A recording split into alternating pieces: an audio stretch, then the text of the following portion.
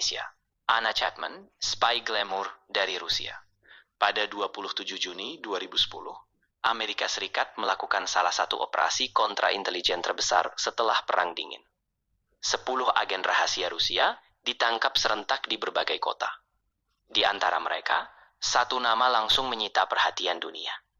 Bukan jenderal, bukan ilmuwan nuklir, melainkan seorang perempuan muda berambut merah, selalu menggunakan gaun elegan dan kehidupan sosial elit di New York. Namanya Anna Chapman. Dan selama bertahun-tahun, ia bukan pengusaha. Ia adalah agen intelijen Rusia. Nama lahirnya Anna Vasilievna Kushchenko. Lahir 23 Februari 1982. Tempat lahir Volgograd, Uni Soviet, sekarang Rusia. Ayahnya adalah diplomat Rusia dan pejabat intelijen. Banyak sumber barat meyakini ia pernah bekerja untuk Badan Intelijen Negara. Karena itu, Anna sejak kecil hidup berpindah negara dari Afrika, Eropa Timur, hingga Inggris. Nama ibunya, Irina Kushchenko, tidak ada catatan publik terpercaya bahwa ia memiliki saudara kandung. Sebagian besar laporan menyebutkan ia anak tunggal. Saat kuliah ekonomi di Moskow, ia bertemu pria Inggris yang bernama Alex Chapman, seorang pekerja di industri keuangan London. Mereka menikah tahun 2002 dan Anna pindah ke Inggris. Dari sinilah ia mendapatkan paspor barat dan identitas global. Tidak ada anak dari pernikahan ini. Mereka bercerai pada 2006, tetapi Anna tetap memakai nama Chapman. Nama itu kelak menjadi identitas operasi intelijen. Tidak ada dokumen publik yang menyatakan tanggal pasti perekrutan dari Anna Chapman. Namun FBI dan MI6 menyimpulkan ia direkrut oleh SVR Rusia, Dinas Intelijen Luar Negeri penerus KGB, sebelum pindah ke Amerika. Ia bukan agen lapangan klasik. Ia bagian dari program rahasia Rusia yang bernama Illegals Program, yaitu agen yang hidup bertahun-tahun sebagai warga sipil biasa tanpa status diplomatik. Tugas mereka bukan mencuri rahasia langsung, tetapi membangun akses manusia, human access. Tahun 2009, Anna pindah ke New York. Identitas resminya adalah seorang entrepreneur teknologi and property. Ia juga membuat perusahaan jaringan sosial yang bernama Property Networking Website. Itu hanyalah kedok. Tujuan utamanya adalah masuk ke lingkaran orang berpengaruh. Bagaimana cara Anna Chapman membangun jaringan mata-mata? Metodenya sangat modern.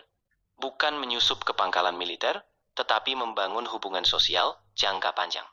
Ia rutin hadir di Pesta Startup Manhattan, acara Wall Street, forum teknologi, klub eksklusif, pertemuan politik muda. Dia mendekati orang-orang yang punya akses masa depan, bukan masa kini. Strategi Rusia ini disebut spotting and assessing. Mencari orang yang suatu hari akan punya akses ke negara. FBI tidak pernah merilis seluruh daftar nama relasinya untuk melindungi warga sipil. Namun dari dokumen pengadilan, diketahui targetnya mencakup banker investasi, analis think tank, pegawai pemerintah muda, profesional industri teknologi, mahasiswa hubungan internasional. Долго искали настоящих маркетологов и в конце концов остановились на BDL. И мы были поражены. Ia mencoba masuk ke lingkar pejabat keamanan nasional, level junior, dan komunitas kebijakan luar negeri. Bukan pejabat tinggi, tapi calon pejabat masa depan. Dia tidak mencuri dokumen negara, yang dikumpulkan adalah pandangan politik internal Amerika, arah kebijakan luar negeri, jaringan personal pejabat, potensi perekrutan ke masa depan, analisa sosial elit New York, data profil individu strategis. Intelijen jenis ini disebut long-term influence intelligence.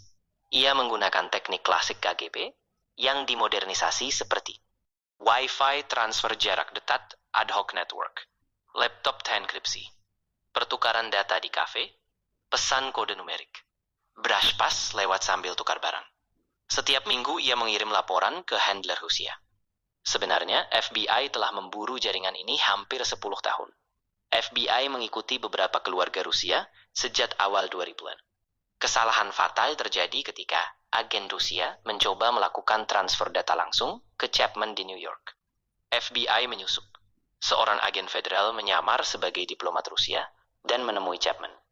Ia memberikan paspor palsu untuk misi berikutnya. Chapman curiga. Ia pergi ke kantor polisi keesokan harinya untuk melapor. Dan saat itulah FBI tahu dia sadar dia diawasi. Operasi dipercepat. Tanggal 27 Juni 2010, Chapman ditangkap di Manhattan, secara bersamaan dengan 9 agen lainnya. Mereka ditangkap di New York, New Jersey, Boston, dan Virginia. Ia didakwa sebagai agen asing ilegal yang bekerja untuk pemerintah Rusia. 11 hari kemudian, terjadi pertukaran di Bandara Wina. Amerika menyerahkan 10 agen Rusia ditukar dengan 4 agen Barat yang dipenjara Rusia. Ini pertukaran terbesar sejak Perang Dingin. Chapman kembali ke Moskow sebagai pahlawan.